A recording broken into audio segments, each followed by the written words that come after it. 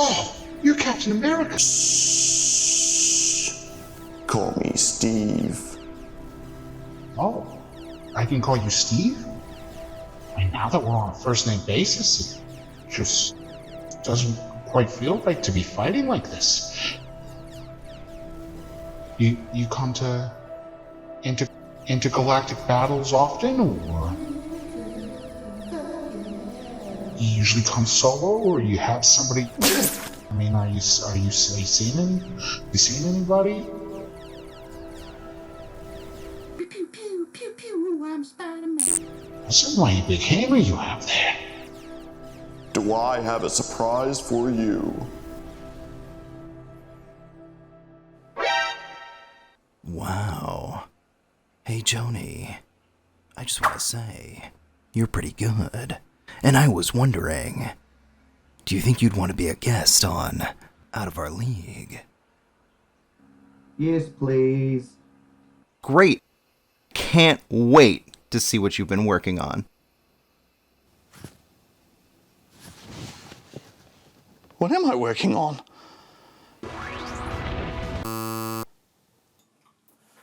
Farts. Take 53.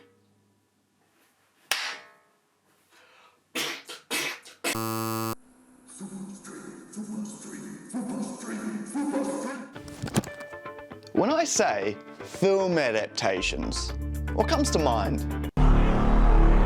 That's right, generic cash-grabbing movies where the only similarities are the characters' names. My name is Ong. So why do film adaptations suck? Why do they always forget the most important things that matter to us, the fans? What if, instead of just being seen as a ticket sale, the actual fans could make the movies themselves? Now I know what you're thinking. If I knew how to make the movies, I'd make them my damn self. Well, that's where we come in.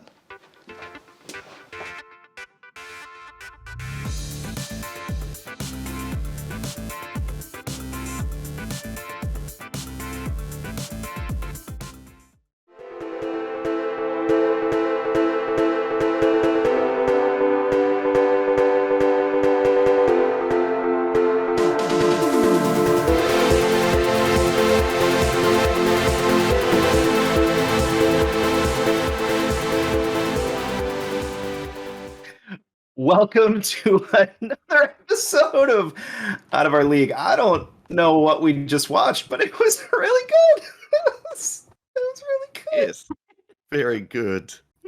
Hey, introductions need to happen now. Producer Gage, how are you today? I am very well. Oh man, we have a guest.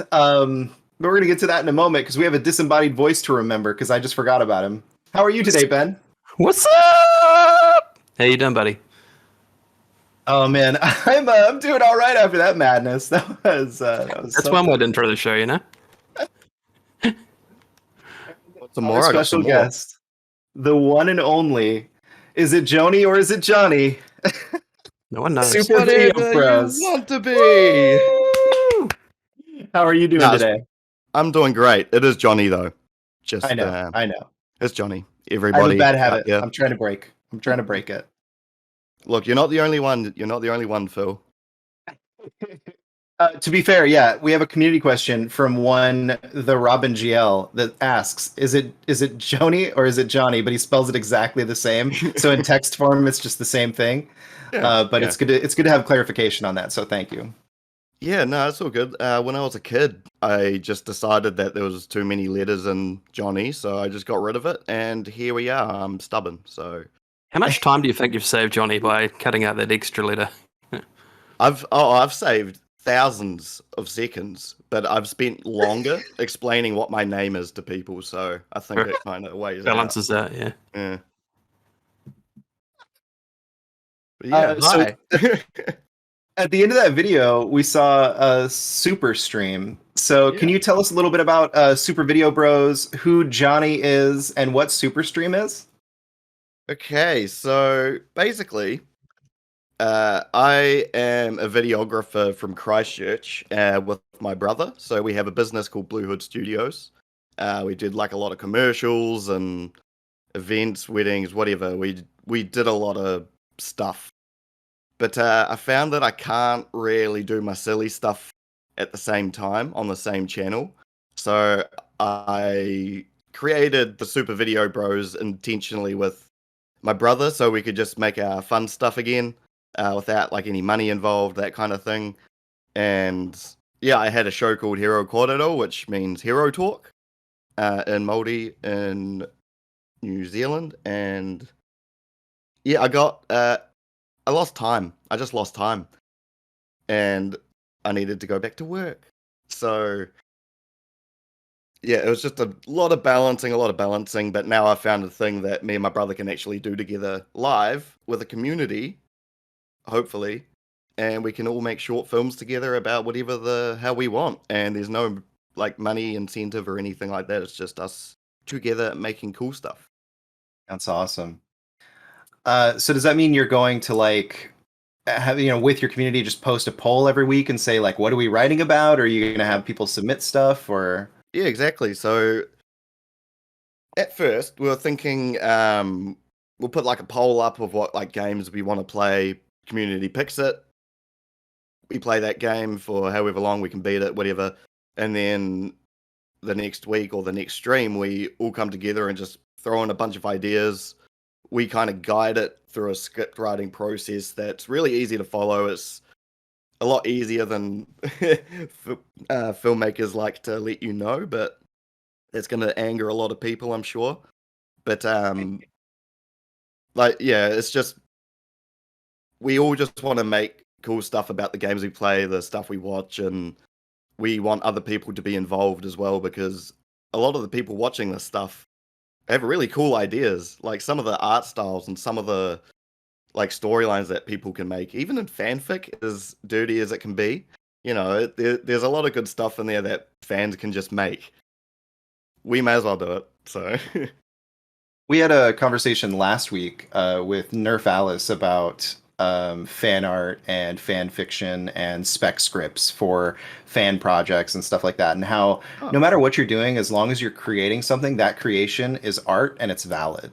Yeah. You may not be able to pitch it to Marvel and be like, hey, make my thing, but you can make that thing and hone your craft and put it out into the world and maybe make a short film or something like that. So I think that's awesome. Yeah, it's all about just creating stuff. And yeah, if it comes to be some awesome adaptation or whatever, or a short film that people love, then great. It's like we've got all of these people that joined in have their say in it, and it's a really cool feeling watching something and having your little part in it, especially in like a film or something. Like I love having my Twitter feed just full of fan art stuff of like this community and whatnot. So it's just we can have that everywhere. That's awesome.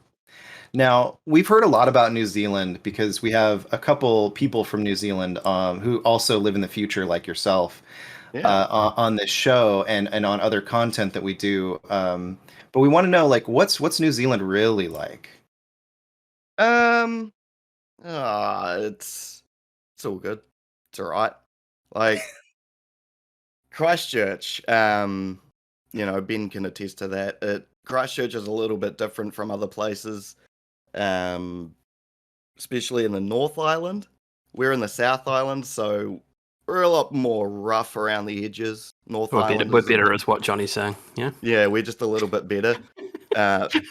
North Island has like the creatives in Wellington and all that, so there's a lot of what the world sees of New Zealand up in the north, but the South Island, we've got me and Ben. Everyone forgets about the South Island, but South Island, best island. Yeah. Yeah, but overall, New Zealand, yeah, it's all good, pretty safe. Yeah, that's about it. Lots of shit. Now, Yeah. well, that's actually that was a part of my next question. Who is your favorite actor that has come out of New Zealand? Ooh. Temuera Morrison, of course.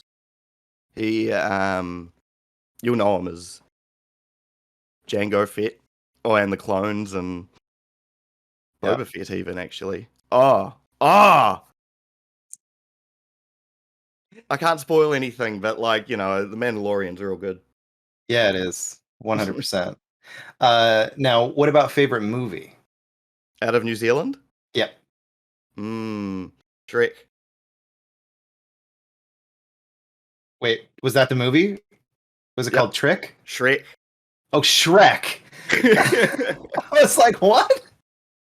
Okay, so this is a take that not many people are on, because I don't talk about it enough, obviously. But the first Shrek movie, directed by a New Zealander, or co-directed by a New Zealander, so by default, Shrek is a New Zealand film.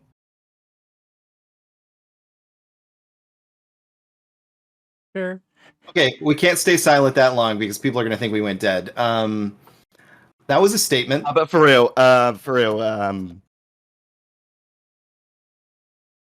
Thor Ragnarok count? I don't want to say Lord of the Rings, because like, We know that it's Lord of Ben- the Rings, but you can say whatever you want. Ben, we need some classification here. What would you say constitutes as a movie that comes from New Zealand, since you're the official New Zealand person for this podcast I in mean, a guest host role? I feel like it needs to represent what New Zealand is, So it's a tough one. I mean, there's a lot out there, but I Boy? think you could boy, yeah, you could say boy, yeah. What we do in the shadows, What We Do in another the Shadows, fantastic yeah. one, fantastic movie. Oh what's yeah, the other- actually, What We Do in the Shadows, that's my favorite. that's classic. That's great. Yeah, I watched There that we a go. lot. Yeah. We got there. We got there We got there in eventually. the end. Sorry, Classic sorry. Black Sheep. Phil's favorite Black Sheep. That's definitely, I love definitely Black a Kiwi Sheep movie. a lot. Yeah, I love yeah, that Black movie. Sheep, yeah. That's definitely one of my favorites. That came out of that like 2000s horror era. People Mm. love that Whale Rider, dude. Yeah, Oh yeah, Whale Rider too. That's a thing I haven't watched the since it came sequel, out. the hit sequel to Whale Rider. All right. So you said that you had to go back to work. What now, is that just with your brother, or do you have a job aside from what Oh you're yeah, trying to so establish? I should have explained that. So me and my brother freelance doing Blue Hood Studios. So we did that for a good year. It was good. Like you earn enough money or whatever, but it's just so inconsistent that it's really hard to kind of get on top of things while doing while starting a business and trying to do fun stuff. So I just had to get a full-time job, but I actually managed to get a full-time job doing this kind of stuff just for a company. So I get to Nice. market for a company full time, and then after work, I'll just like jump on Twitch, destroy Twitch chat, and then yeah, that's my day. And then in the weekends, I get to do cool stuff. So, been making a lot of intros lately. Shout out to Assemble, done Oh, a lot nice. for him recently. Yeah, but Shout out to Now, Matt. yeah. yeah, Assemble Matt is really great. When it comes to like the video production side of things, what's your favorite part? Is it the creative aspect that you get to work with, or like is it just the editing? What Yeah, part of I video love creation is the your favorite? I love the creating side. Like me and my brother just have this weird system that we just bounce off each other like that, and it's real cool. Just like being able to do that, and then editing it down, and then coming out with something that's like, oh, this is gonna work, and then making it is another thing. Like it's fun in its own right, but it's very stressful. But that's what other people don't have to worry about. That's me and my brother's stuff. So we do that, and then we sort all that side, and then the edit is probably my least favorite part. I'm going to be honest, just because it's so tedious and long. But at the end, when it all comes together, there's nothing beats it. Nothing beats that feeling of just watching the thing you've made, and then people enjoy it, people laugh, or you get an emotion out of it. It's real cool. I love it. That's awesome. Yeah, I always think about the fact that there's pros and cons to what we have now. But I always think about like when I'm in the editing process on a video, I haven't done video editing in a really long time, but I used to do a lot of it. And I think about the fact that all I have to do is edit on this MacBook or whatever I'm using. And I can just click this piece, cut that out, add this piece there. Can you imagine working in the film industry 20, 30 years ago? We'll go 30 years ago, when they had to transpose stuff onto film, or like 50, 60 years ago when they had to paint stuff directly onto film and Yeah, had to yeah. splice it and edit it back together to create like a master reel on a new exposure and all that. Yeah, it's Like, definitely it's a completely different art from back then now. Yeah, they've got some actual skill back then. They actually have to like physically do things like cut it. Too much, I would just be like, "Ugh," oh whole movie no. gone. Yeah. But nah, yeah, I'm in a digital world, so this stuff is so easy for me. You just click some buttons and then yeah. Now, obviously, you've been in the kind of funny community for a while now, Hmm. and how did that come about? How did you become a kind of funny best friend? Yeah, I was actually thinking about this today in the shower. I was like, how did this all start? But it it really started from IGN, and then I think I watched Up at Noon, something like that, and the jokes were just so perfectly awkward that I was a fan. So then, as soon as they started doing stuff on Game Over Greggy, that's when I started watching like Oreo Oration and stuff like that. And yeah, they left IGN. At that point, they started hanging out with Rooster Teeth. So I was like, oh, that means RTX. They're going to be at RTX. So I just went with my friend Daniel. We went over to America. Yeah, went to RTX and we saw. Oh, actually, there's a bit of story. So at RTX, right? So they did their panel thing, whatever, but they failed to mention that after the panel, you can't go to the signings right after. So I was like, oh no, I don't get to get Greg's autograph.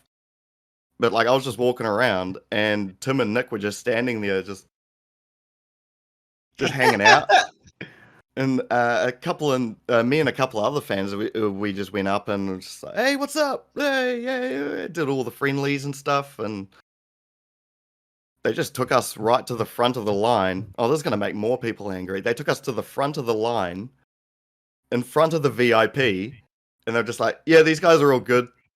And then yeah, we just hung out with Tim and Nick and Greg in line. And then yeah, and this was like pre kind of funny too. So Tim and Nick were just happy to be there. And that was Oh, real that's cool. so And funny. then yeah, since then I've kind of just lurked around in the community. And then only recently kind of started talking to people, and this is how this happened. And yeah. Yeah, I mean that's me too. Like the pandemic really put a bunch of stuff together for me, and I think for a lot of us. I mean, Simply Sassy probably wouldn't exist without the pandemic and getting more involved in the community. KFAF is really where I started getting into the community. Ben, Yeah. where'd you start getting into the community? Was it also KFAF, or were you doing As Photoshops long before that? I was doing photoshops, like I did them here and there. Um, Back when Colin was on, I think probably I did like one or two of them that got seen and got like a couple hundred likes on Twitter, and I was stoked. I was like, "What? These numbers are unreal!" And yeah, kind of gave up for a while until they brought KFAF, and then that was the show that I actually made time to watch. I was just like, "Yeah, this is my shit. I love this." And then that stopped. And then you guys started doing your photoshops. I'm like, oh yeah, it's not the end. It's not the end. It's okay. And then I think I did one for you guys. Oh, I did like a video, and yeah, and then it just started from there. Got us a copyright strike on that one, so thank Yeah, you. it did. It was great. It was so good. It was. We had to mute it for the YouTube version. Yeah. That was My fantastic. bad. No, it's great. I love. We love reacting to that. Yeah. I love watching that. That's what I mean with doing all this, right? like seeing you guys have a reaction to something that I made is great. No matter who it is, it's just a rewarding thing, and I love it. Yeah, that's awesome. It's definitely definitely something that is really cool to see.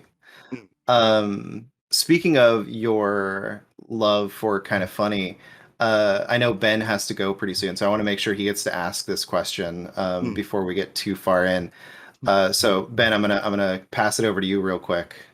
Awesome, buddy. Hey, before you do that, I just want to just quickly ask, because it's kind of in relation to what we're talking about your content creation, but what would you sort of see it looking like, Johnny, for your first project that you're going to do on stream? Like, what kind of, do you have a specific story where you want to start, or a particular property that you're really interested in getting into? Yes, so we're looking at the games that we want to play at the moment. We're looking at things that me and Jay have, a lot of fun playing with. So there's one, which is we want to do a Worms little thing. Worms Cinematic Universe, yeah. Yeah. And there's a Street Sharks WCU. one that we want to do. We want to make a Street Sharks horror. That would be real fun. Can you I pitch don't me? even know what Street Sharks is at this point. Can you pitch me an initial idea for what a Worms movie might look like? Oh, actually, I've actually got a log line here for it. I'll bring it up. Just hang with me. There's Destroy All Humans, which is a nice little fun one. Okay. So we need one more, but those three are what we've got so far. Oh, that's awesome. Yeah. Okay, Yeah, so we just now want to make stuff. now I gotta ask real quick, what was your introduction to Street Sharks and why Street Sharks? It's so stupid. Like, they're just... So it's like King Shark, but on, like, rollerblades. It's like King Shark meets Ninja Turtles. Yeah, it's so silly. But it would be really funny if it was terrifying. Because it would be I terrifying. own that entire series. Really? Oh, that's Yeah. awesome. My introduction to Street Sharks was basically the toys. So Yeah. I have a weird introduction to it. It's like I just had these big muscly sharks with like cool gadgets and stuff, and we'd do our own little movies with them and stuff. So, I didn't think about that actually. That's probably where it comes from. So now, Johnny, yeah, I see in the background you got your Spider-Verse poster. Obviously, you're creating this fanfic universe with these properties. Are we going to see like a Into the Spider-Verse, but the equivalent of Worms and Street Sharks and Destroy All Humans? Are you going to get there eventually, do you think? yes. Nice. That's the right answer. That's a cold yes. It's something that Jay did mention. He's like, are you trying to make this all a universe? I'm like, but yes. And he had the same answer. So, okay, my worms log line. Here we go. You ready?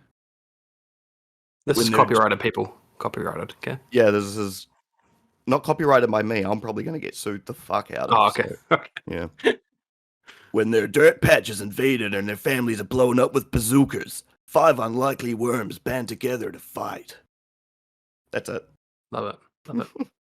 Not enough Super Sheep or Grandma Bomb, but it's... It'll get there. Like, so that one would be a very fun VFX one to do, but we want to do a lot of this stuff. Wait, you're doing effects on it? Yeah. That's amazing.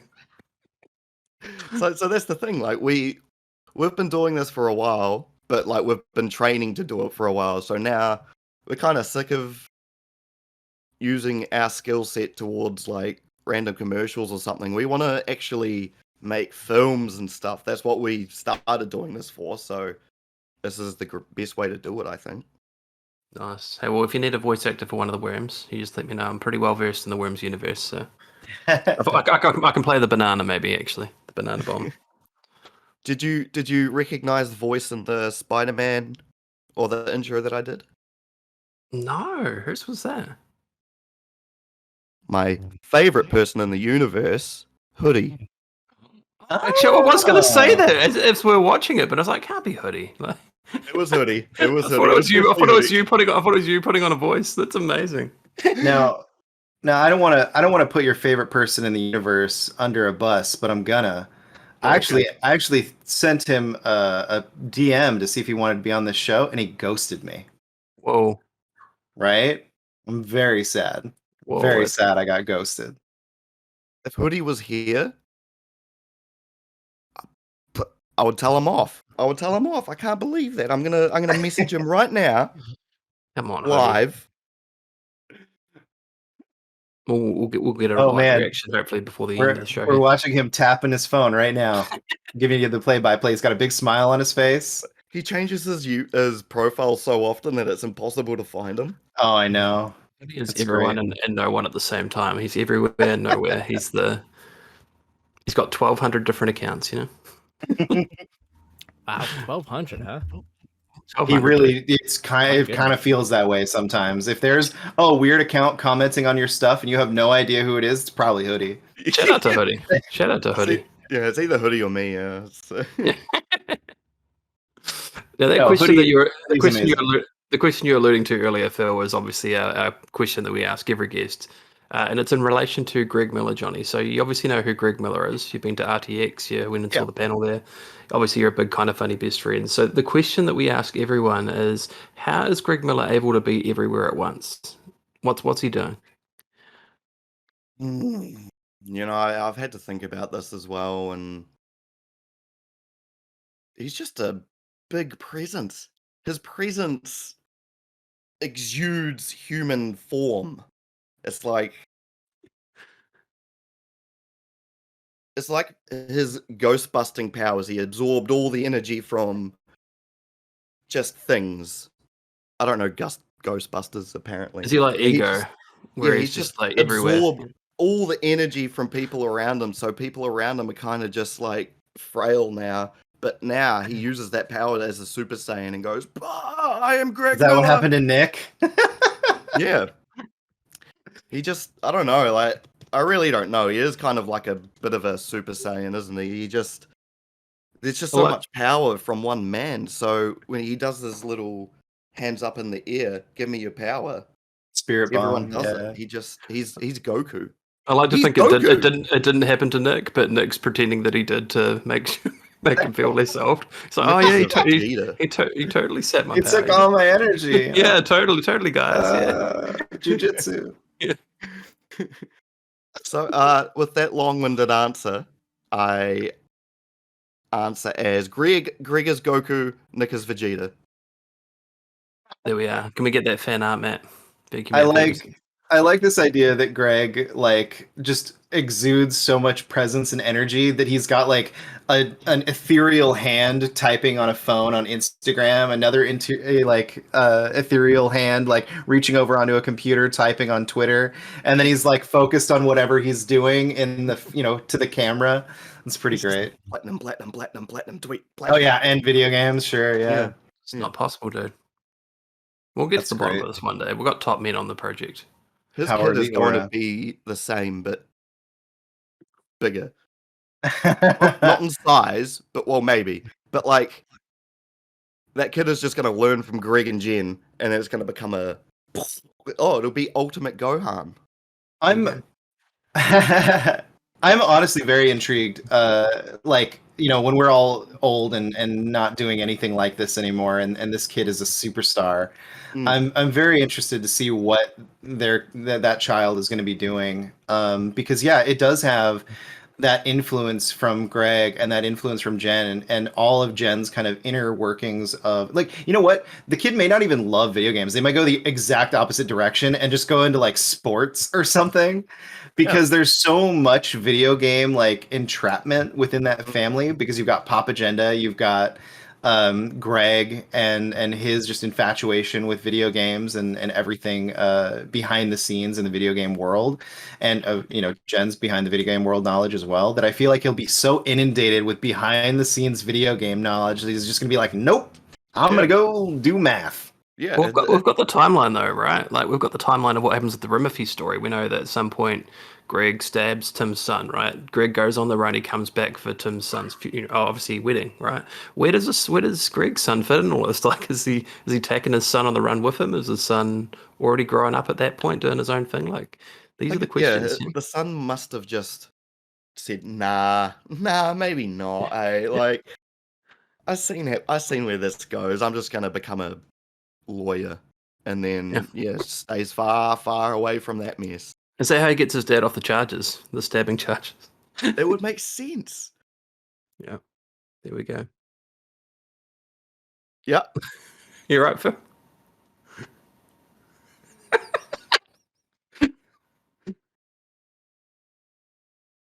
Hold on, we've got a message. Oh, it's just recorded. You're muted, Phil. Why? Cool.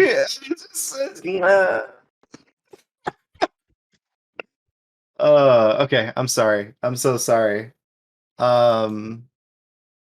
Yeah, no, we've been doing this for a long time today. This is the second interview we've done, and this has been a lot more bombastic than the first interview that we did. So I'm a little out of it, you know. A little out of Who it. was the first one?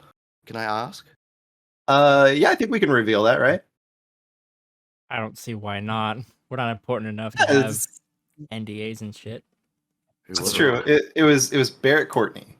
Oh, shh. He's pretty cool. I like that guy.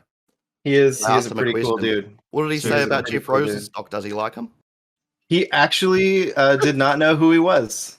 But he does now. I know. He does now. He was very sad that he didn't know who it was, and he said that he was going to check him out because he loves everything ska and that everyone should appreciate ska. So Someone explain to me what ska is. Someone explain to me what it actually is, because I got no idea. Johnny, what is ska? Go for it. I mean, I know everything about ska, but I just want you to tell us so that you can. Ska is in like the lion from the Lion King. Is that what we're talking about? No, SKA. SKA. Ska. Okay. It's the most happiest, cheesiest music you'll ever hear. It's like I thought the Star Wars music. Yeah. Yeah, basically. Imagine episode 1. Except with like trumpets and like the Jewel of Fates, you know? People in cargo shorts doing little. Okay, I need to look this up. Look, I can't give a great explanation of ska, but Jeff Rosenstock, so he's like I would say pop punk? Nah, like he's a punk / ska pop-ish kind of musician, and if you don't know him and you like ska and you like punk and all that type of stuff, he's really good. Is that where I should start, do you think? Jeff Rosenstock? I mean, it's not everyone's cup of tea because his voice is very raw and out of key, but that's punk. I like to say that ska is like Blink 182 with brass and happier. Oh, nice! I'm down for that. To people that don't know what ska is, like that's the easiest kind of descriptor I can throw out there. 182, buddy. And there's a bunch of people that listen to ska, like the entire ska army, the Scarmy, that's out there right now, like hating on that answer. That Scarmy. God. Okay.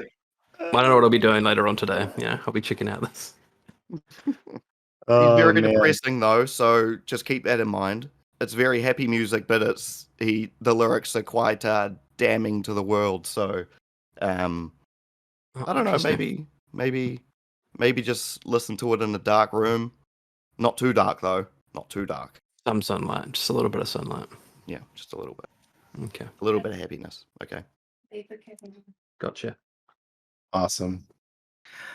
So, if you had a dream project that you could work on besides like Superstream and Super Video Bros, like going international and becoming the next Taika, you know, what would it be? I want to make a Lollipop Chainsaw movie.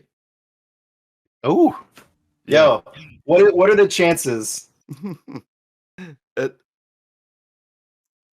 Yes.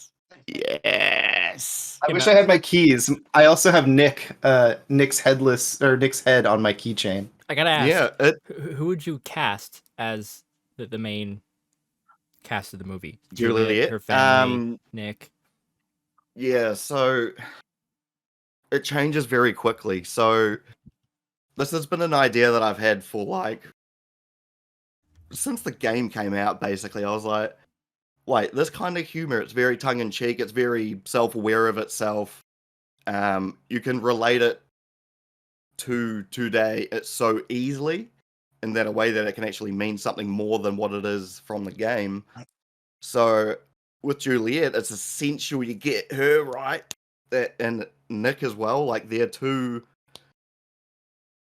make it or break it basically. So Yeah, their chemistry has to be spot on. yeah, so I don't know, man. Like at the moment, I only picture like the head of Zac Efron, but that's just because he's the classic. He's just like the dude. But like, it can't be him. When this movie gets made, it's gonna be in like 8 years or something. So like, Well, yeah, I mean, in my mind, it can't even be him now because he's what, Yeah. 30 something now. So we're Exactly, talking about so- high school kids Yeah, at this point. So they got to be early 20s at the latest, yeah, mid and 20s it's- at the latest, I guess. But Yeah, and it's like, well, Florence Pugh, she can't be Juliet. She's everything else now. true.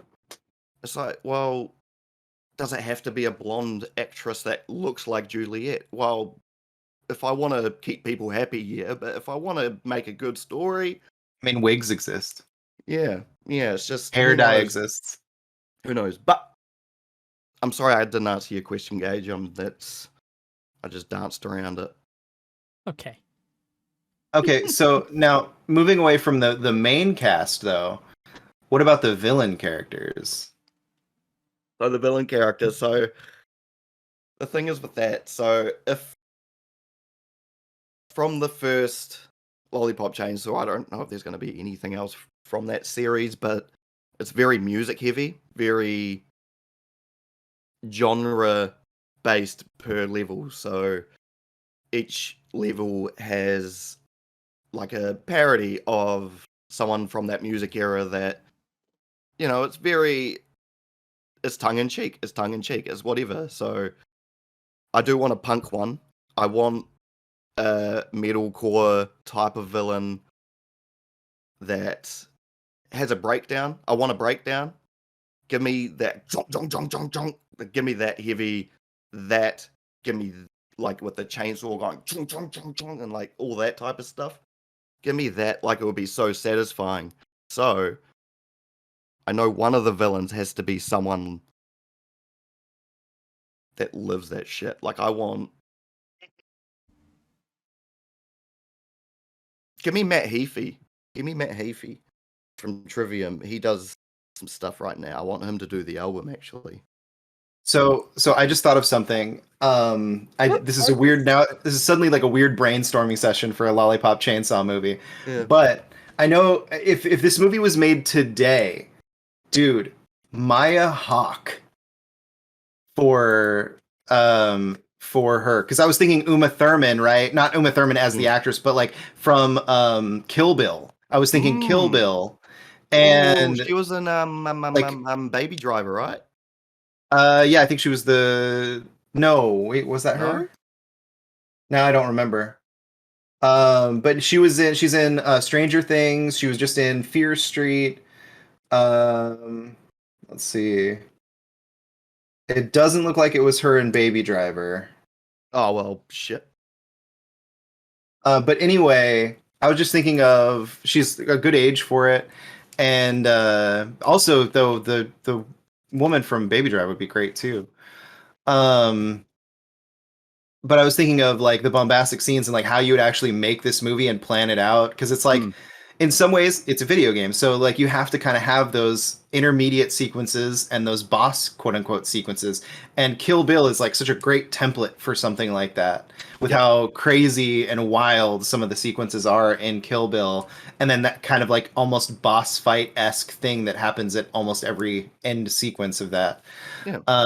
Which obviously takes inspiration from great movies like The Raid 2. I mean, not that Kill Bill takes inspiration from those, but like movies like that where it's those kind of like J action Chinese action films and stuff like that. Anyway, There are really cool ways to do these types of things, right? But when when I said in my intro video, like adaptations fucking suck. Like they do, because it is just trying to find what can I relate to any human in the world so I can get a ticket sale, or what can I do to just meet expectations, and that's it. Let's not make anything better.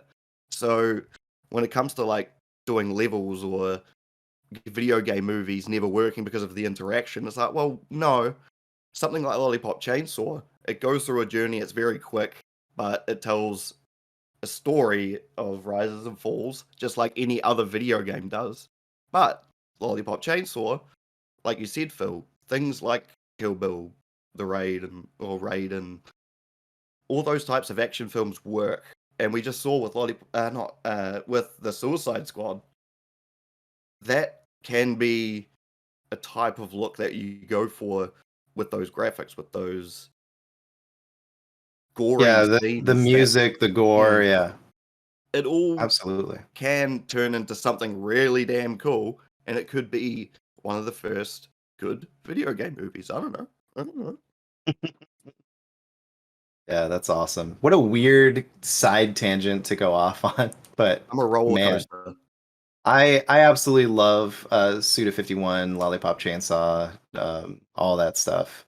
But I remember that Lollipop Chainsaw really stood out to me because it was different than Travis Touchdown, but still had that same kind of like crazy, ridiculous humor. And I liked the idea of the female, protagonist and everything. Unfortunately, looking at like the restrictions that were on that game's development and the video game overlords that kind of drowned out all of Suda's creativity there for a while. If you actually play through the story of No More Heroes, the one that was made for Switch, not 3, but the one that just came out, I can't remember what the subtitle that one is. But there's a lot of interesting anti-corporate sentiment in that game. But anyway, that's a different story for a different time. That's awesome. Lollipop Chainsaw. Now, you would do it in live action? You don't think it would work better as an animation? I mean, it could be really cool. Look, when it comes to animation, so much can be done with it that it is generally like they're probably the better films in terms of the way these could be done. So like Spider-Verse, like that was one of the greater Spider-Man films made, and to this day probably the best Spider-Man film. And it's animated, didn't have anything to do with live action or any of that, and it just works so well because, well, it wouldn't have been as cool in live action. It wouldn't be Spider-Verse without that. So there's a lot of stories that I think with video games would be better in animation. Lollipop Chainsaw, maybe. Nah, live action. Go full live action on that. Like, if you, I mean, you can imagine zombies what's definitely. like Scott Pilgrim and all of that stuff, the way they had their graphics, like very over the top and all that. Yeah, Imagine what could be done now. that's something I was thinking about. When you look at what goes on with like Into the Spider-Verse, where you literally have animators like drawing over the top of the cinematography, and doing things to like kind of make these cool special effects. And you look at something like Scott Pilgrim, where they're like, whoa, and the words like come out of the mouth and then like fall or something. Just these stylistic little things. You could definitely do the kind of like rainbow cast, colorful craziness in a live action setting, especially today, more than any other time for something like that. It's pretty cool to think about. Yeah, making it relevant, it'll work. It will work. Any producers out there that want to give me a bunch of money, it'll work.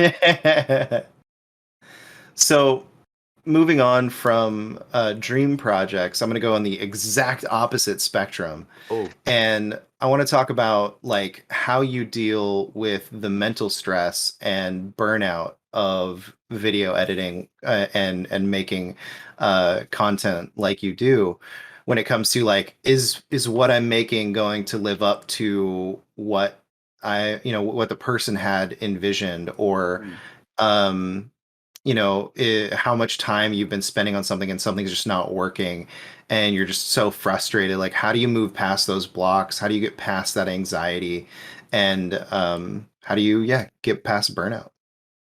there's a big part of like giving up part of your own ego of what if this person thinks that about something, or like, is this what I'm making not good enough for what they want? But that's what, like, you need other opinions. It's just, that's why I'm lucky with my brother being, the other counterpart to whatever we do, and same with him. We've just got more eyes than ourselves looking at what we're doing to kind of just wean it out, and you got to get rid of that pain inside you that goes, oh, but it's not good enough, because you know what? They chose you for a reason. They chose you because they trust you to do what you need to do. Just do it. If it's not what they want, at least they'll tell you, and you will have guidance to do the thing that they want. Like it, yeah, it's hard. It's definitely hard to just give up. Not give up. Give up those angsty feelings of what are people going to think, but it's something you got to learn to,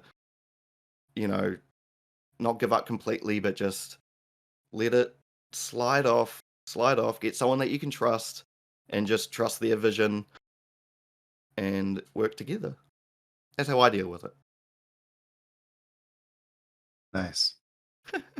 Gage, did you have any questions? I know you deal with a lot of the same stuff that Johnny deals with as far as like video editing. I know there's a big project that has been haunting your life every day for the past however long now.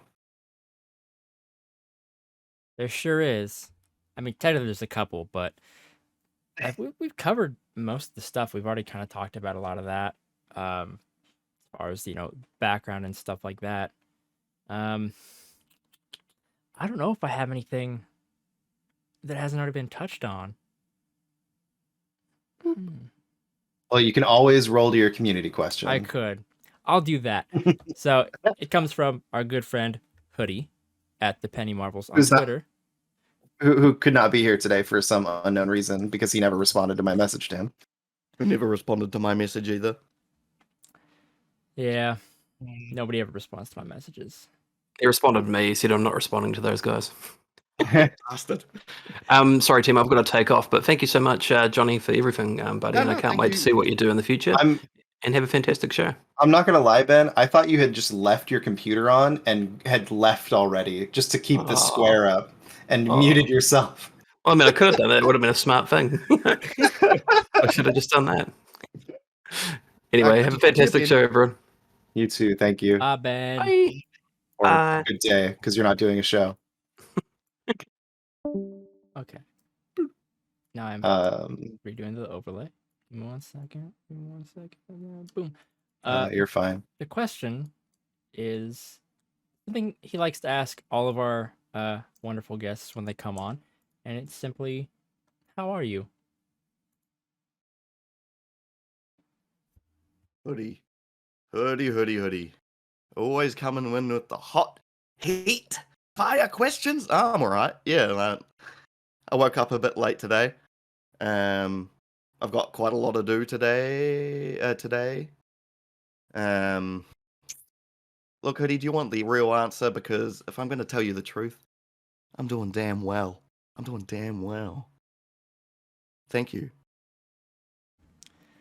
Probably be doing better if Hoodie responded back to everybody, but Yeah, actually, delete that whole thing. I didn't answer it. I'm going to go ahead and get the other community question that we have out there real quick.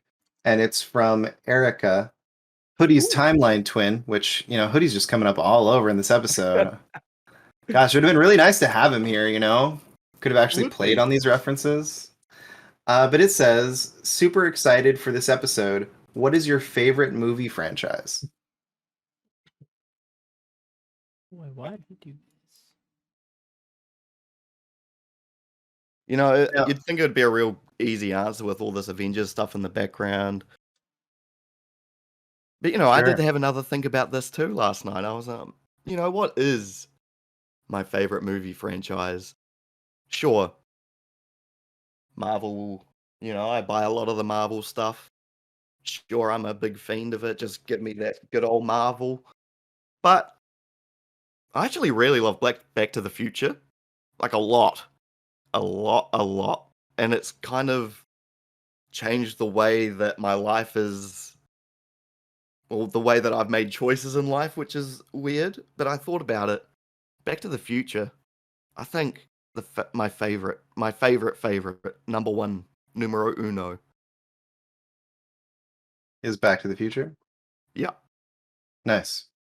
Now, that's all three films, like as a trilogy, are just your number one of all Let me time. change my answer. I'm changing my answer. So no, I thought about Back to the Future 3 and I was like, wait a gosh dang second, I'm not. Back to the Future franchise number 2. Yeah, Marvel number 1. Okay, easy. Okay. Perfect. I mean, to be fair though, it's really hard not to commend what Marvel and Disney have done in creating how many movies are in that franchise now? 77. If you include individual episodes of the shows, that's probably right. But literally, it's kind of insane what they've been able to establish and It really continue bringing people back every single time. I think I would be remiss to try and find like something that matches them in stature as far as keeping a series going. And it does help that it's not like the same character every single time. Like James Bond is an interesting one because James Bond is a franchise that changes who James Bond is and just keeps rolling with it, which can add like differences to the performance, differences to the movies themselves. But it's not the same as like you can literally create a genre film but with Marvel characters. Like you can create a buddy cop TV show where, you know, these two guys go off and do stuff and fight people and it's like a buddy cop film and you know, That's a good synopsis of you know, to be Falcon and fair, Winter Soldier. like just yeah. Well, I don't as know. much as people want to love or hate Marvel, it's one of those things where it's like what they've done never been done. It just hasn't.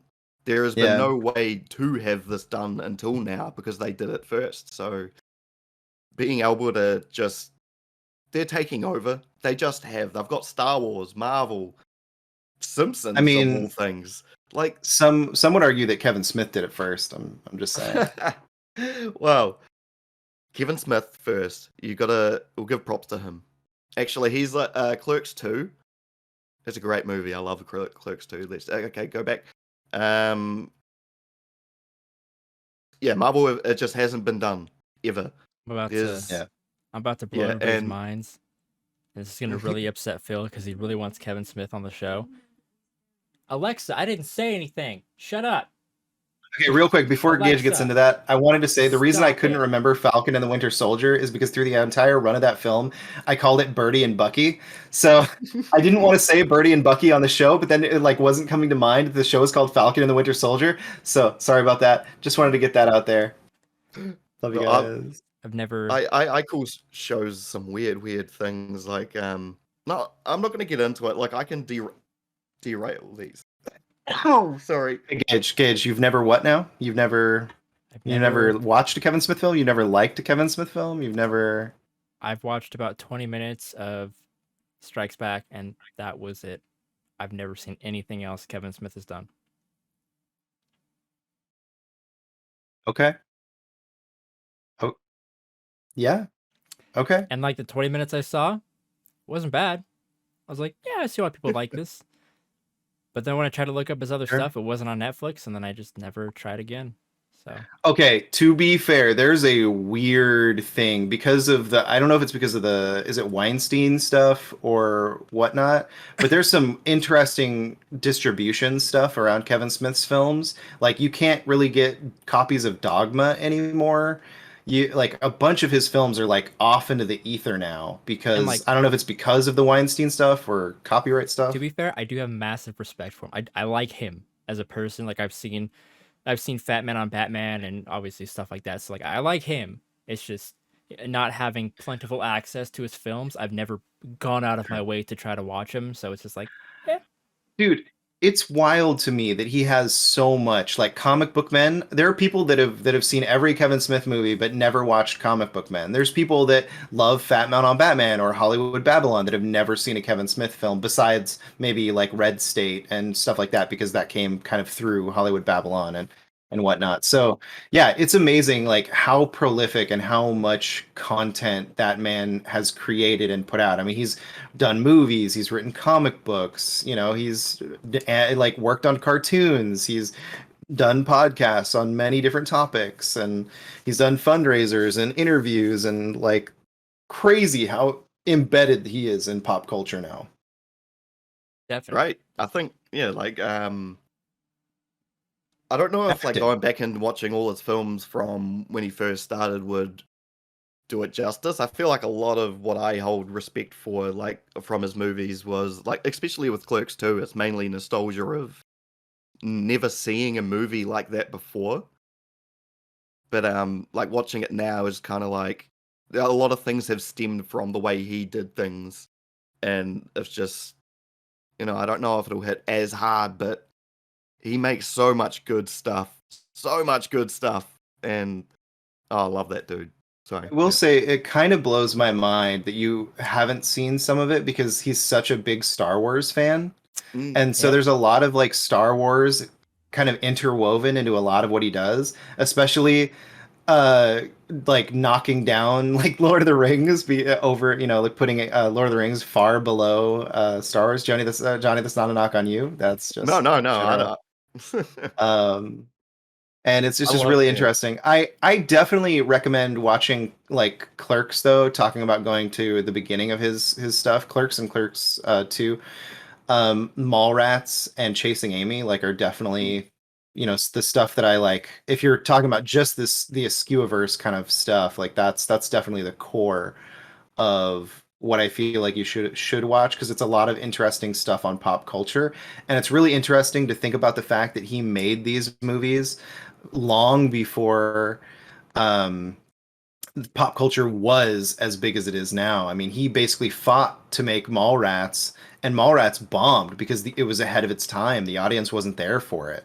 But there were people when it came out to video that found it and were like, "Oh, these are my people," like, Right. I mean, like most cult films that find their second life after a theater release. But yeah, it's just really Crazy to interesting. think. It's crazy to think actually that even watching Kind of Funny, they all talk about how like the first Clerks and Chasing Amy and Mallrats and that kind of gave them that feeling of like, oh, there are people out there like me. It's like Clerks 2, very different, but along the same lines, like, oh, they're kind of like me. But I was like 10, so I wasn't anything like them, but Right. it had my humor, like I was just like, Yeah. wow, this is what movie making could be. And then here I am today. Oh, look, maybe I could be the next Kevin Smith and make something cheap really good. I think one of the things that I always love is interpreting things from film. Mm. For example, just going on the Kevin Smith thread, someone asked him in an interview whether or not he filmed the entire movie in black and white to make it feel like it was being captured on a security camera. And back then, like, found footage films really weren't a thing, because films were such a large production, and it wasn't until kind of like the Blair Witch era that we really started to see found footage become.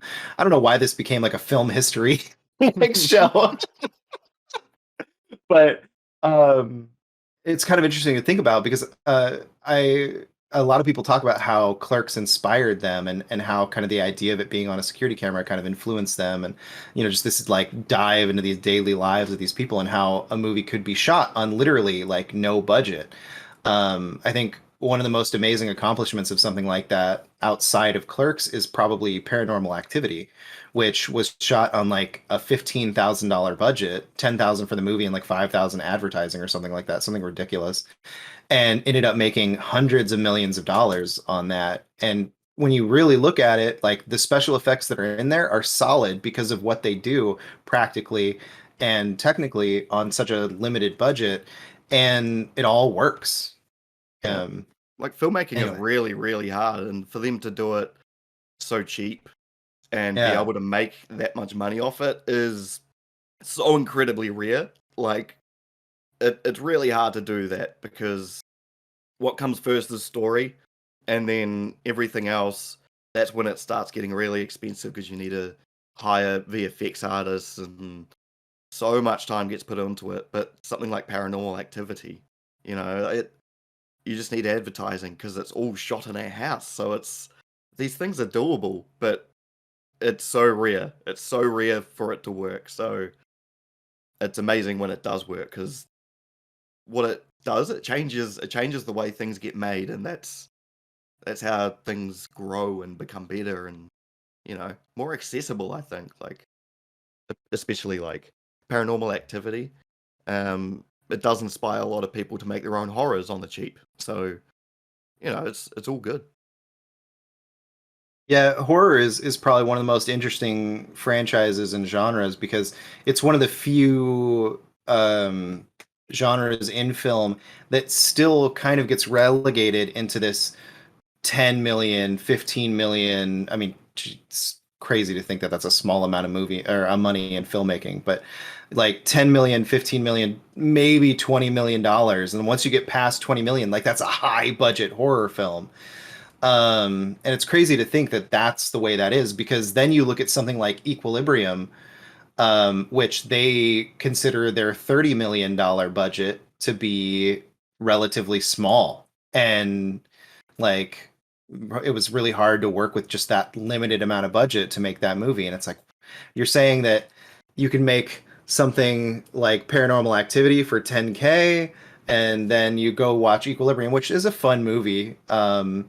And whatnot, and think, wow, this was $30 million, but in their mind, like that was a small amount. And then you look even further and you think about the fact that, like the Avengers Endgame and Infinity War were, I think what was it combined? They would cost $1 billion to make or something like that, something Yeah, ridiculous.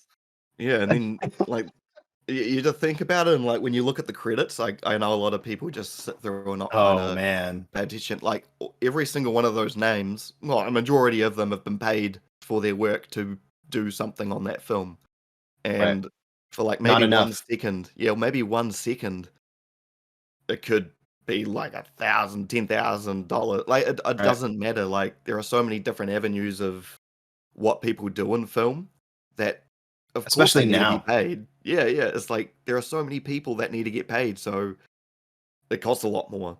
And the skills are a lot, more tasking. There's a lot more time that needs to be put onto VFX and all that kind of stuff. So it gets so ridiculously expensive.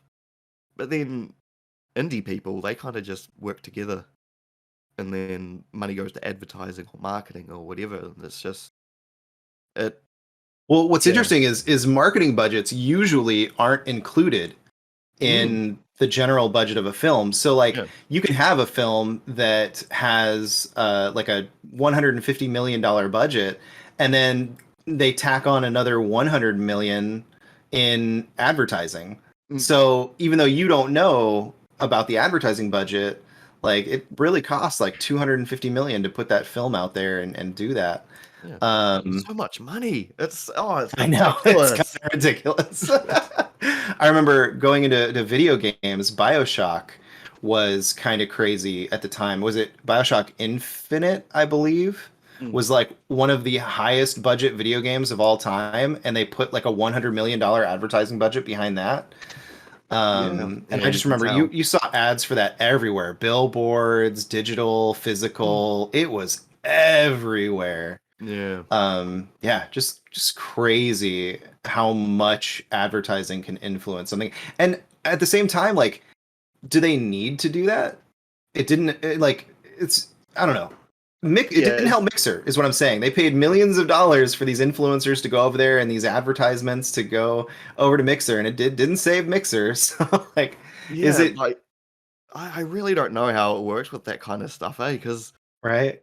they put so much money into trust. They give the money to the like influencers to kind of reach out to their audiences and stuff. So if it's not working, then it's the person's fault for choosing someone that didn't, do well enough with their brand motto or like their image of what they wanted the marketing and stuff, all that to do. Does that make sense? Hold on. Yeah. Yeah. So, but there are a lot of things in the world that do have marketing budgets, like Suicide Squad, the first one, the AO one. Yeah. So much marketing, Yeah. and terrible movie. But a lot of people had to just be like, "Yeah, I went and saw Suicide Squad, so much fun, blah blah blah," and you can't actually. It's fake. It's fake. So I think a lot of people are kind of catching on to that. That when you get paid for advertising dollars for influencers, the fans know, the audience knows, and it just doesn't do the same thing anymore. I think. Sure. Yeah. And it's just interesting to think about, like, would BioShock Infinite have sold any less or any worse if they hadn't have had such a big advertising campaign behind it? I know BioShock 2 didn't do as well as BioShock 1, but it still has that legacy. It's just, marketing is such a weird world, especially for like, go ahead. Sorry, with BioShock Infinite, like their marketing, it probably did help them a bit, considering like it was on TV and stuff. So gaming is, usually just an online digital on the phone, internet, whatever. So seeing that kind of thing broadcast everywhere would probably get more interest from, a 35-year-old who's just got a PlayStation. They would be like, oh, you know what, that looks pretty cool. Someone that doesn't go online and stuff like that. So it can, get some people, but I don't know. I don't know how much of that actually worked. Realized I had like a Diet Dr. Pepper can just chilling in the back over there. Just sitting next to my PlayStation. Like, where in the world did that come from? Yeah, okay. That was a really long, crazy side tangent that really had nothing to do with you. I mean, other than the fact that your energy and you're here, I just mean like your personal self, because that's what this is supposed to be about. It's supposed to be about you and your life. But we ended up going and talking about some really crazy and random stuff. Yeah. But thank you for indulging. That was a lot of fun. We don't get to do that very often. Yeah, I love because doing that. I get lost in conversation so easily.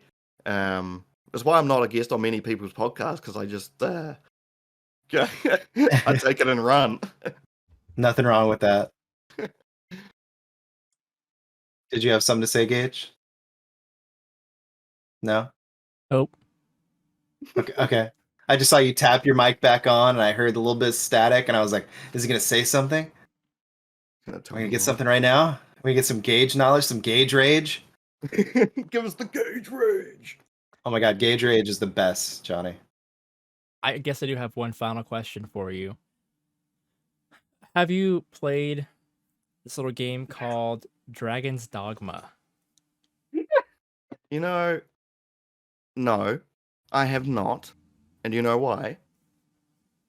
I don't have anything to play it on. Do you have a PC, PlayStation 3, PlayStation 4, Xbox 360, Xbox One, or Nintendo Switch? Nintendo Switch. I have a PS2. Shit. No, but I have saved Dragon's Dogma in, I think it's in Steam. I saved it there, ready to go for when I can play PC games. But it's there, it's sitting there, Gage. It's okay. Next time we talk, that's a maybe. Start. That's a start. That's all I can hope for. Actually, go ahead. Just before you, Gage, your Thor Ragnarok thing in the background there, where'd you get it from? I got it from Best Buy. He used to work there. Oh. Okay, that makes sense. Yeah. I assume that's how he got his Days Gone thing too. Gone, and the Spider-Man display back there. We're all just part of our like shippers and stuff like that. So whenever we're done with them, they're just supposed to throw them away. But they're like, "Hey, does anybody want these?" And I'm like, "Yeah, I'll take it home." I used to work for a place called JB Hi-Fi in New Zealand. Well, it's in Australia as well. But it's a really messed up place. So they make you build the displays yourself. So instead of like getting Sony to pay for like awesome end caps and those like little posters and stuff, you have to actually draw it or build it yourself. So like for Horizon Zero Dawn, I built like a watcher thing coming out of a shelf, and it had like a light on it and stuff and whatever. And I won. I won a Horizon Zero Dawn thing. I won this. Oh, that's great. Nice. Yeah, but they incentivize you by like, oh yeah, we'll give you the game for free, but it's not for free. You're building stuff for them. You're building marketing material. Yeah, that's crazy. Yeah, most of this Sure. stuff was shipped to us. Our merge team had to Yeah. do some work on occasion, but usually it was like minimal stuff. They'd bring in a third party or whatever, or they would just ship us a display that was pre-built. So we literally had all of Yeah. our cardboard shippers that new movies would come in and stuff like that. And it's like you would take that Thor Ragnarok sign and you would just put it on the top, and then you just Yeah. move it out to the floor and stock it. That's all you had to do. Yeah. That's how it should usually work. But for some reason they just thought, let's just make minimum wage retail workers do all this. That'll be fun, right? And then the stores just look like trash because it's like a bunch of just really poorly made stuff hanging around, and it's Yikes. yeah. Anyone from New Zealand will know what I mean, but yeah, it's pretty disgusting. I wanted to ask you, going back to a topic that is about you and your personal work. Mm. You've seen technology change as you've done video editing and whatnot. How do you feel about like the technology that's out there now, as far as like software and like the cost of software and like subscription prices coming into play? Like when you used to be able to buy a program and have it for life, and maybe you'd have to pay an upgrade fee when they came out with a new version every couple of years or whatnot. But now it's like, oh yeah, just give us, $240 every 6 months or something, and you can keep this program, or we're going to deactivate it. What are your thoughts and feelings on stuff like that? Being like an It's ex- independent creator. yeah, shit's expensive, man. Like you touched on it there, like it's really expensive. But Adobe, it once you learn how to do everything on Adobe, it's essential that you have Adobe. But Adobe is really expensive and it never works. So I have been trying to learn DaVinci Resolve a little bit more. It's free, and it you can do everything that like Adobe does, but it's just like set up in a different way. So there are ways around it that I've had to find, because sometimes you can't pay the subscription fee, but you need the subscription to earn the money. So it's like, what am I going to do? Well, I use DaVinci. Do that. Find free alternatives, because it's so easy to do now. People edit on their phones of all things. Like, I can't do that. That's weird. I need a mouse. So like, or like a keyboard at least. And yeah, expensive, too expensive. Find alternatives. Yeah, and then as far as like hardware goes, have you seen like a change in like Mac versus PC? I noticed that Mm. Mac, I can't even remember the last time I've really seen Mac push like an actual desktop product. Like now it's all about phones, watches, and iPads, which is not a bad thing. I mean, all my art is done on an iPad, so I can't knock it. Mm. But at the same time, like it's just interesting to think about how much they have changed, because they used to be kind of like the premier place for a lot of like development because of the speed and quality of the RAM and all the other products, and having it be on an enclosed loop or an enclosed environment. They were able to push more power, through it, where Windows, being more of a general program, eats up a lot of resources in different areas. But it doesn't seem like that's necessarily Apple's priority anymore. And Yeah, so I just want your kind of opinion on kind of that sort of the hardware aspect.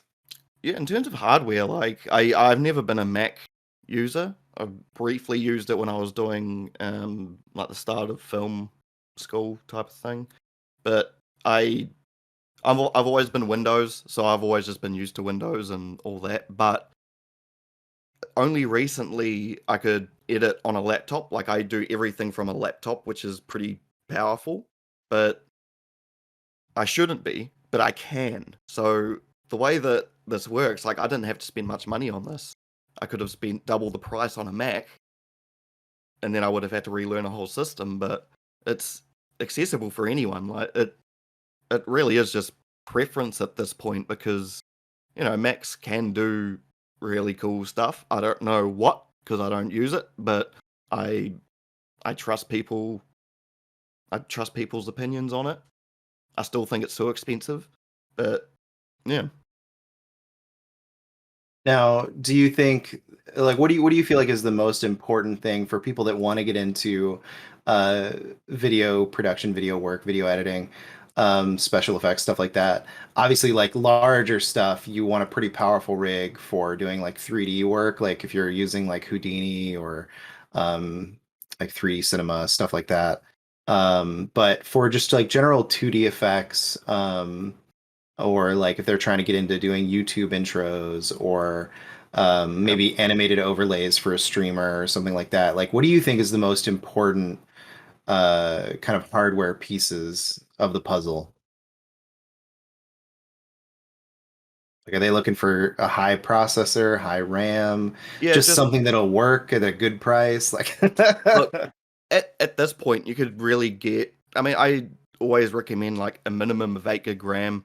That's generally what most things have now, and that's enough.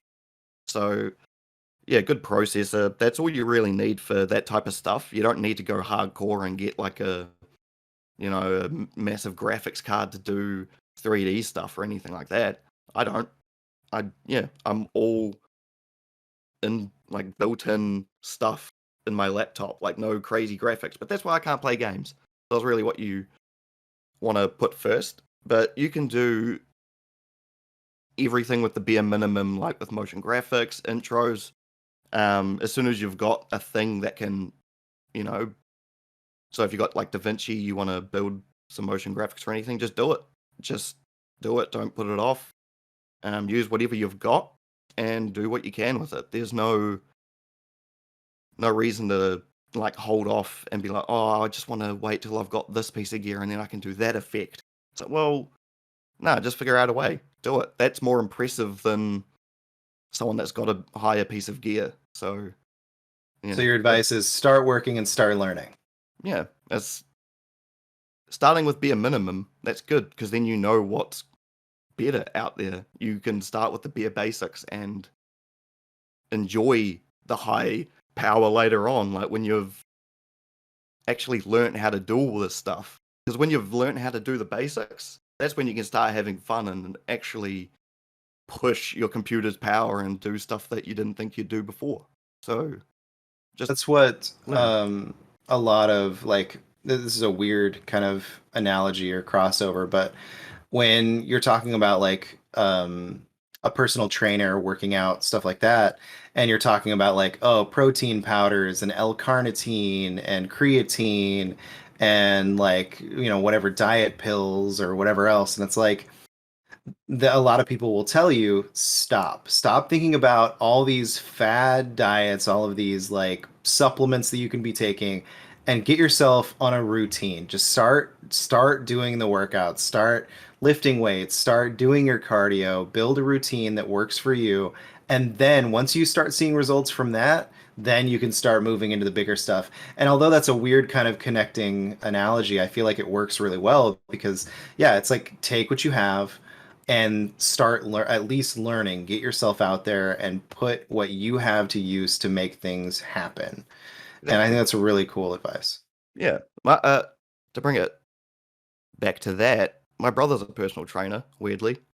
And yeah, it's a very similar thing. Like he spent a lot of time with a lot of people thinking that buying protein, buying all these products would, make them go shoo. But you have to do the work. You can't just become a sexy god or whatever without actually putting in the work and like doing the push-ups. Like look at Bruce Lee. Bruce Lee was all body weight training and he is Well, he was one of the most ripped dudes I've ever seen. Didn't need any of that fucking creatine or I don't know what he had, but I you mean, know, yeah, back when he was training, like there was a lot of like very basic knowledge of bodybuilding and stuff like that. So it would have been probably just very basic, like, oh, protein, calories in, calories out sort of stuff at that yeah. point, at that time. People have been getting ripped from the beginning of time. You don't need any of that stuff. Just be smart about your routine and get in. I mean, yeah, if you go back to like the Greeks, their diets were a lot of like enriched like not rice. I can't remember if it was rice, but like wheat, like carbohydrates, and beans. And that was Yeah. like where they got their proteins and their fats and their carbohydrates. And they would just like, kind of do the process of eating and working out and doing their daily regimens of training and whatever to become these statuesque people, obviously, because they had to have some sort of reference to make those statues off of. Ow, just hit my elbow.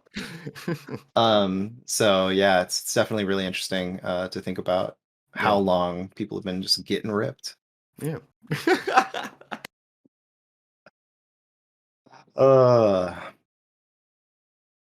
This has been real weird. This has been a lot of fun. I love it. And we knew as soon as we saw that intro that this show was gonna have some interesting energy, and I'm super glad that you brought it. I'm always So here with the thank you for weird that. energy. I'm the variant Ben. The biggest difference is that you're not a disembodied voice Yeah. tied to an yeah. icon. So we appreciate that, Yeah, we I'm appreciate that actually you're willing to show us what you look like and put yourself out there. this is it. You I've know, been you know, trying to like look out for people that might look like Ben, but he's only described himself as a tall guy with a beard. So right. Dude, you could have that's passed anyone, Ben like 100 times on the street and never known that it was Ben. right? And like I have a friend that's tall, has a beard, quite soft spoken like Ben. Not Ben though. But his name is Ben. So it's like, is this Ben? Is this just Ben with like a little voice mod on his thing? And Now, can you show us a picture of that Ben? I won't. He's No, gonna be a no. dad soon. Yeah. Yeah, let's not expose his identity on the internet. That would not be great. Yeah, but I'm looking forward to the day where I actually see what this guy looks like. He's an interesting guy. I just wanna know. Is he as handsome as everyone says he is? Is he ripped? You don't know. I don't know. He plays Fit Night a lot. He's ripped. Ben's ripped. I just like everyone out there to know that I'm married as well, so I'm not just being a weird creep. It's all in jest. It's all in jest. Okay, that is honestly okay. That's something I didn't know about you. I did not Oh, know that you were married. How do you balance work life, hobby life, and wife oh, life, badly. I'm not very good at it at the moment. or husband? Um, Because you yeah. just technically said married. Yeah, so it's definitely very hard. But luckily, our interests don't align in that way. So if I need to spend time doing something like going on Twitch and just enjoying something, it's only a couple of hours, whatever. She understands. She needs to do something for a couple of hours, like I don't know, whatever hobby she wants to do, and then it's just there's compromise. There've been a lot of compromises, but that's what a relationship is. You just got to figure out what works with each other. You're happy, good, and then go from there. And then Awesome. I also here's another fun fact. I've got multiple sclerosis. Oh wow, So I've that's got a no lot of joke. as I smoke a vape. But it's yeah, no, I've had a lot of weird things happen in my personal life. I'm a very experienced guy, and I'm only 26. Sucks. Yeah, I deal with a debilitating condition. It doesn't sound crazy on the surface because when you tell someone that you have psoriasis, generally they're like, oh, so you get like a patch of skin on your elbows or your knees sometimes. And it's like, no, I have a little bit different form of psoriasis. I have an extreme form of psoriasis and psoriatic arthritis that is thankfully managed through medication. But like, I guess 3 years ago now, I was walking around with a cane and like literally was debating on going on disability and like not like going through the effort of waking up in the morning because it was getting so hard to actually move. And it's really hard to show on camera, but like you can see here that this joint in my knuckle, you can see the straight knuckle, not straight knuckle, is permanently kind of swollen and angled for the rest of my life. And that's there's no damage to the joint. It's just literally artificial swelling that has created some sort of issue where that like finger will never go back. And that's that's just a small like permanent thing that I've have had. Thankfully, that's so far the only permanent thing that has happened because of this. Because I have been able to thankfully manage it through medication and whatnot. But it's still, there are times like where it's really hard to be motivated to get up because I hurt from day to day. I hurt more than other days. I never know kind of how much it's going to affect me.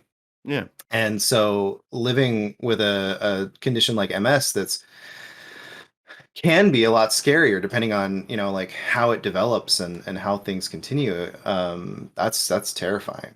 Yeah, I mean, it's So- similar to what you were saying. It's different for everybody, so you don't really know how it's going to affect you. You just take it one day at a time, and yeah, so everyone, yeah, with MS, everyone's a little bit different. I'm luckily able to survive and live my day-to-day life without worrying too much. I'm on medications every 6 weeks, so every 6 weeks I just go in, get a little infusion put in, good to go for another 6 weeks. But then there are times like where waking up is really hard. It's just finding the energy and motivation, or you know, you get numbness randomly, and it's just really weird stuff that happens in the brain. You can never really tell what's going to happen. It's a lucky dip every time.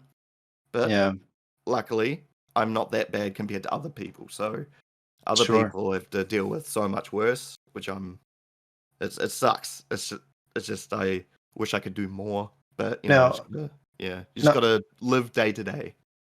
Not to bring the conversation back to New Zealand, but Mm. when you go get that, you know, every 6 weeks that injection or whatever, is there anything out of your pocket there? Like, are you paying a premium or? New Zealand, nah. Free, all free. New Zealand's pretty good like that. So I was diagnosed about 3 years ago now, I think, maybe even 4 years ago. But you have to have 3 separate attacks to actually be diagnosed to get the medication. So I had 3 attacks within the space of like 2 months, which is pretty rapid. Medication was just put into me for free, had lots of steroids every time, and didn't have a single cent taken out of me. And I was not, you know, treated the best, like private healthcare or whatever, but it's free healthcare. Come to New Zealand. So yeah, it's an interesting thing for me because what's up, Gage? Gage, you're muted. Gage. Yeah, you're right. Sorry. I don't know if it's the same medication you're on, but I just looked up just kind of a general cost for an infusion Yeah, that's here what I was in the doing too. States. I think this is the one that's like a 6-month. Every 6 months you do this one. Almost $17,000. Yeah, I looked up another one that's $62,000 a year for a 1 month supply of multiple sclerosis medication. I'll have a Um, look. So for me, it's really interesting because I only have to pay $5 for my medication But there's a caveat to that in the fact that my insurance pays all of it up to 250, and then the company that manufactures the medication has a like supplemental plan where they help you out and they cover anything up to, I think it's $500, and they make it $5. So what's interesting Something. about what's interesting about that is that my medication itself costs $3,000 a month. So you're Mm. looking at $36,000 a year if you're an uninsured American, right? Ooh. And I, on top of that, also spend about $900 a month on the insurance that covers said $5 medication. So when you think about the fact that I'm spending almost $1,000 a month in insurance, which is going to be about $12,000 a year, then you put the $5 on top of that. Then you put my every 3-month doctor visits on top of that, which again, with my insurance, are I think $40 instead of 90. And then the idea that it covers none of the blood work of my medication that I have to get for my doctor's appointments. So that's $250 that they don't cover anything off of. Yeah, it's probably, I don't know, like $15,000 a year. So I'm basically getting half off of this medication that basically allows me to survive. Jesus, that's so overly complicated. And like you said, you need it to survive. So it's Yeah. just I said something the other day that upset a couple people, but I was just like, how dumb are humans that we have to pay money to live on Earth? So, well, you don't have to. You could go live in a forest or something, but the amount of cost that you just need to spend to just survive, is stupid. Just I let us mean, yeah, live. if I were to go live in a forest, I'd be dead very quickly. Yeah, exactly. Like, we need this For stuff. most So, people, like, oh man. there are definitely people out there that do need it just to survive, because there are obviously people with extreme disabilities where they need that, or else that's it. But then there are Mm. folks that still need help, but are able to, with the proper care and medication, can work. So they're putting back into the economy and the workforce, yet they're still being, God Yeah, bless America. it's a whole Well, thing. and just think about how much of this stuff could have been prevented if it was treated earlier. Like Right. conditions like, MS, if you caught it early on and were able to afford medication early on and could live a relatively normal life because of that said medication, but we don't have access to that because of the way the American medical system works. Yeah. But Yeah. but what about the fighter jets though? What about the fighter jets that cost like $64,000 per jet to build? What about our over $700 billion military budget per year? Like, what about that? Who needs healthcare when we can keep bombing foreign countries? Gonna send Jeff to space. Oh, dude, don't even get me On that started on note- Jeff Bezos and his flying dick ship. On God. that note, I have 5 rapid fire questions that I ask everybody. They're really simple. They're really easy. They're just a way for people to get to know you a little bit better. And they're just really quick. So first one, what's your favorite movie? Just off the top of your head, doesn't have to be a crazy in-depth answer. Just the first thing that pops in your mind. I don't even care if it is actually your favorite. Back to the Future. Okay. And that's That's it. the first one? Yep. Okay. One. TV show. I want to say Dragon Ball Z. Like, it's at the top of my head. I say Dragon Ball Z, but it's Nice. definitely not. Oh, sad. I liked that answer. Okay, Dragon Ball Z. Okay, we're back. We're back, everybody. Now, okay, I'm gonna go on a small tangent. This is supposed to be rapid fire, but now, how do you feel about Super? Dragon Ball Super? Super. Oh. I like it. Yeah, I mean, that's it. yeah, I like it. I like it. Like, it's cool that it's still around. It's interesting to see kind of the issues that people have with Super, whether it's like the animation stuff, where some of the animation just looks atrocious because they were trying to produce the episodes too quickly, and then there's some of the other stuff where like I mean, it's just kind of more of the same. Because once you get past like the Boo saga, like what more can you do besides, you know, fusions and Super Saiyan level 3? Well, you know, Super Saiyan God Super Saiyan. Yeah, so But that then, was my issue. Like that's why I like it. Like I love how we got like a cool blue here right. Super Saiyan thing, but And then, that's, yeah. of course, now there's like, you know, Ultra Instinct. But even more recently, if you've been keeping up with the manga, Mm. they introduced a new thing beyond Ultra Instinct. Also, Vegeta got Ultra Instinct. Just want to throw that out there. Of course. It's just on that. It's just always going to be that, and that's kind of like I'm not. It's my favorite show from my childhood, but Yeah. my favorite. Yeah, I I don't feel know. I'd like have to. Yeah. I feel like it's really hard because you get such a great time jump in the Boo saga, and I feel like you get a good enough ending to where you don't really need to get crazy by going in further into Yeah. the series. But I still I enjoy those characters. I enjoy that world. I'll still watch it for like popcorn TV, even if Yeah, it's exactly. just Yeah. to watch silly fights and listen to dumb quips. But Yeah. anyway, favorite book. It can be a graphic novel and or manga. Okay, can't be a graphic novel. Give me 1 sec. Oh no, I won't get it actually. That's There's fine. this book. Gage and I can sit here and talk if you want to show it off. It'll We'll probably get get taken copyright stricken down. off YouTube. That's fine. That Avengers poster's probably already going to do it. But the Days Gone, poster hasn't done it yet. But then again, nobody cares about Days Gone besides myself and Gage. So who knows? Good So save, I've got this good book save. from. I don't. I'm still pissed that we're not getting Days Gone 2. Okay, Gage. I'm so me sad too. about that. Me too. For sure. I might play it actually. I need to get PS4 so I can, or PS5 so I can play it. Yeah. Is it on Oh my PS5? god. They did a 4K PS5 60, baby. update for the 4K 4 60. version. Yeah. Dude, Oh, it what was I gonna sucks, say? man. Oh, my Like, favorite book. Sorry. My no, favorite you're book. good.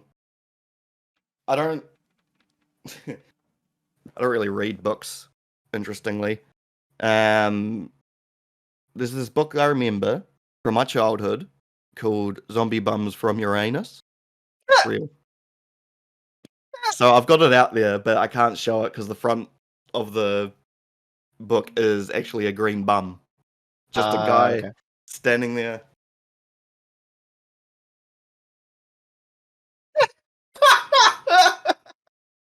So for audio listeners, Johnny is now moving his chair and taking his headphones out and now standing, showing us his bum. I just figured I'd narrate for all the lovely people who are listening to this on podcast services when green it eventually bum. comes out. Big old green bum. Got it. We love Naked it. green bum. Naked green bums. Actually, no, I have actually read a few books recently. There was this one, I can't remember what it was called, Run and Gun Videography, maybe, something like that. Okay. It was just a story about a guy that was like $30,000, $40,000 in debt and then just used his freelancing money to pay it all off, and inspired me to kind of do this type of stuff. Nice. So, yeah. That's interesting. Run and gun videography makes me think of the guys that made like Crank and Crank 2 and Gamer and Ghost Rider 2. Oh. But yeah, like the way that they shoot with they were some of the first people to start using like the red camera, which is huge now, and kind of do these crazy like pull me on a rope on the back of a car so I can get this crazy like driving shot because I've got this awesome digital camera. That if I drop, it's going to cost us $60,000. But who cares? Because we're crazy filmmakers and we're living on the edge, bro.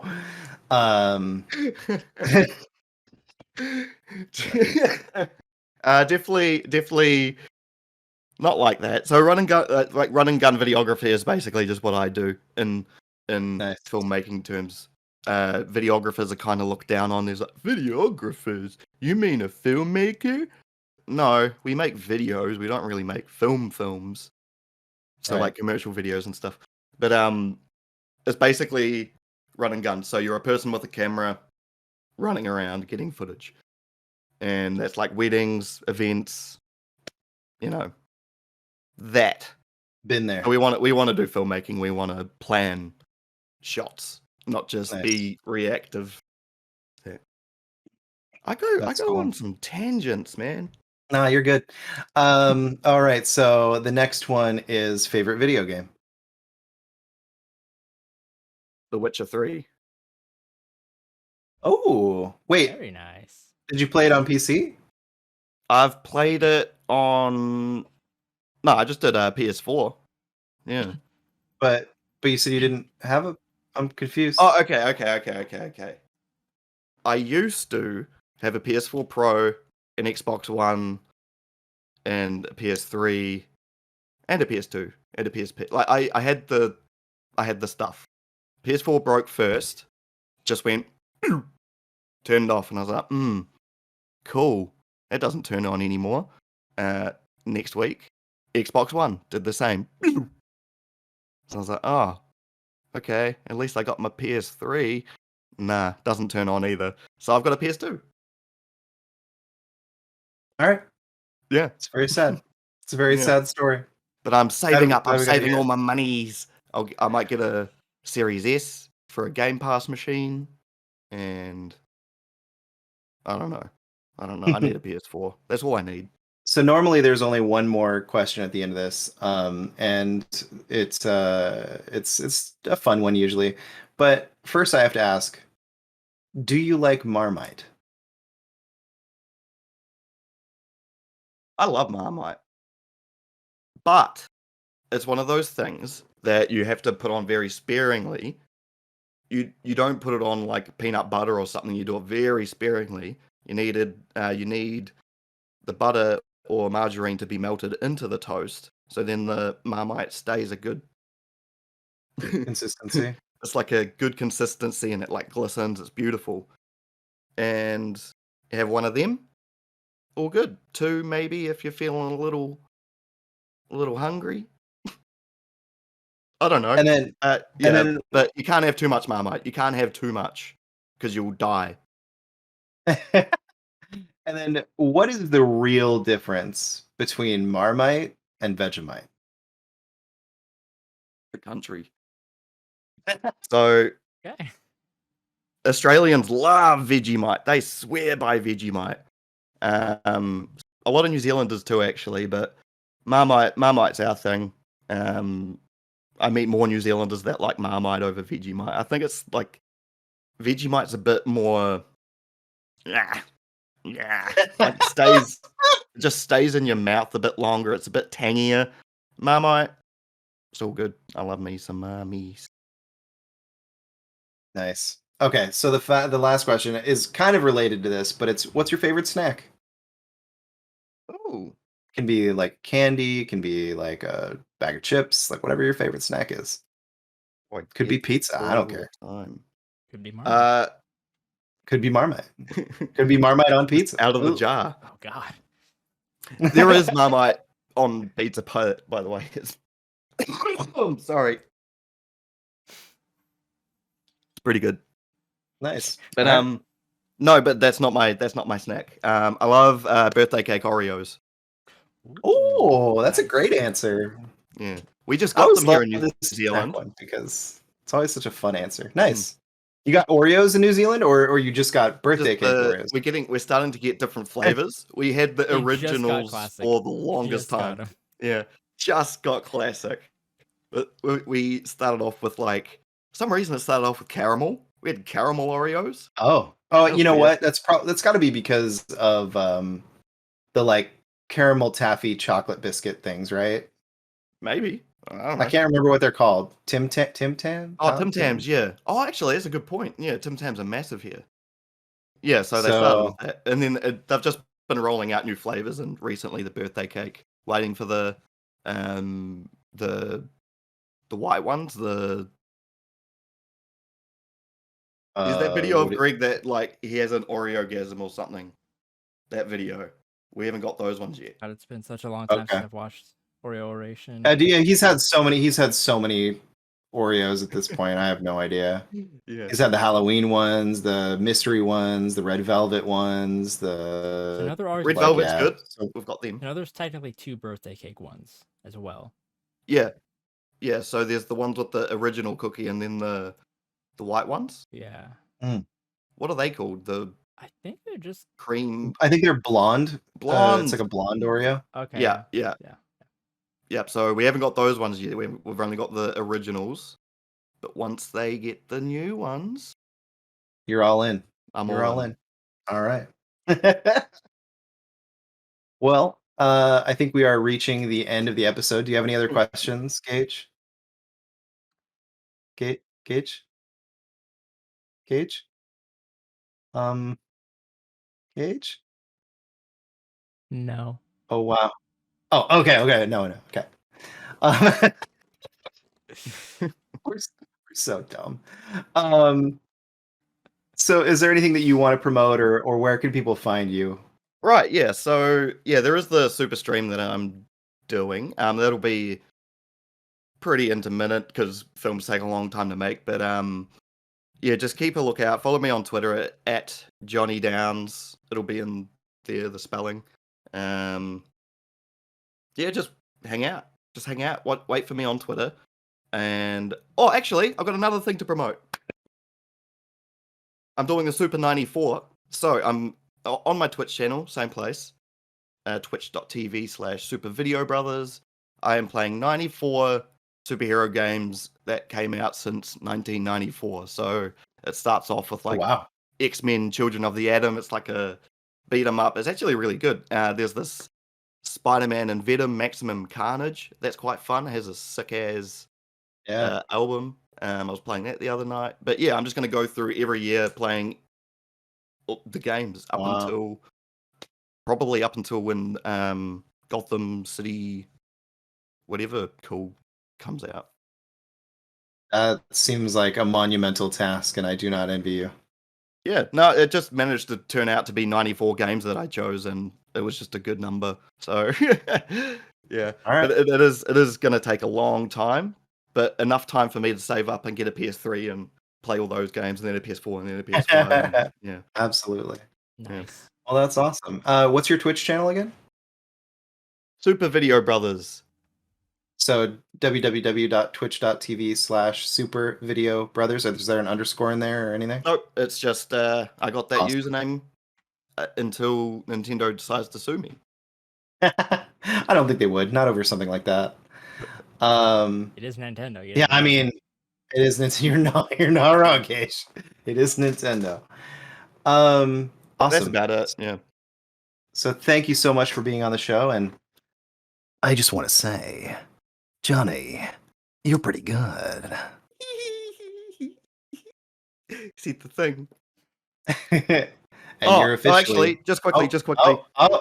He's not officially anything yet. I do intros and stuff for people, so if anyone wants an intro for their channel, I'll do that. Cool. That's it. Nice. All right. And Johnny, Super Video Bros, Super Stream is officially out of our league. Please like and subscribe and do all the things, upvotes, and Yay!